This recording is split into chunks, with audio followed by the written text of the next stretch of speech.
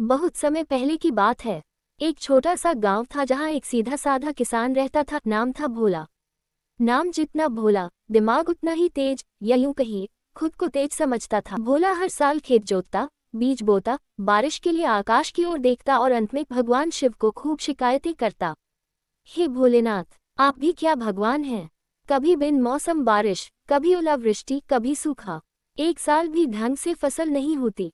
भगवान शिव मुस्कुराए। कैलाश पर पार्वती जी ने पूछा, स्वामी क्यों मुस्कुरा रहे हैं? शिव बोले, पार्वती आज जरा इस भोला किसान को सबक सिखाते हैं, मगर मजेदार तरीके से। और उसी रात भोला के सपने में शिव आए।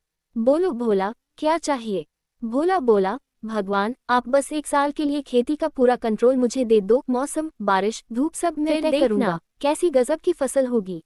शिव बोले, तथास्तु। अगली सुबह से भोला बन गया भगवान। मतलब खेती का भगवान। जब मन करे धूप, जब मन करे बारिश, बिना ओले बिना तूफान। जमीन भी बढ़िया, कीड़े भी गायब। भोला खुश। वाह, ये हुई ना बात। अब देखना, ऐसी फसल होगी कि खुद शिवजी भी दंग रह जाएंगे। दिन बीते, महीने बीते, फसल लहलहाने लगी। गेहूं के पौधे लंबे, मोटे और चमकदार। पूरे गांव में चर्चा हो गई, भोला का खेत तो जैसे स्वर्ग हो गया है। फिर आई कटाई की घड़ी। भोला खुशी खुशी हंसता गाता खेत में गया। लेकिन जैसे ही दरांती चलाई, झटका। अंदर दाना नहीं, पूरा खेत खाली, बस सूखे भूसे से भरा। भोला हैरान, अरे ये क्या हुआ? इतनी मेहनत, इतना बढ़िया मौसम, फिर भी फसल बेकार। अचानक आकाश से आवाज आई शिवजी की। भोला, बेटा तुमने फसल को हर आराम दिया, पर संघर्ष नहीं दिया। ना तूफान, ना आंधी, ना कोई चुनौती। फसल को ताकत मिलती है मुश्किलों से, जैसे इंसान को।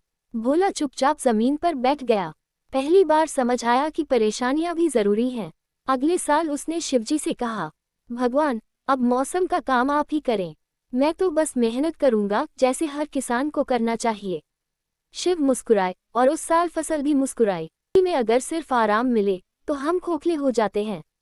मुश्किलें ही हमें मजबूत बनाती हैं, ठीक वैसे ही जैसे फसल को आंधियां। और ये थी कहानी भोला किसान की, जो खुद बन बैठा भगवान, लेकिन फिर शिवजी से असली खेती का पाठ सीखा। फोल्डेड हैंड्स, हर हर महादेव।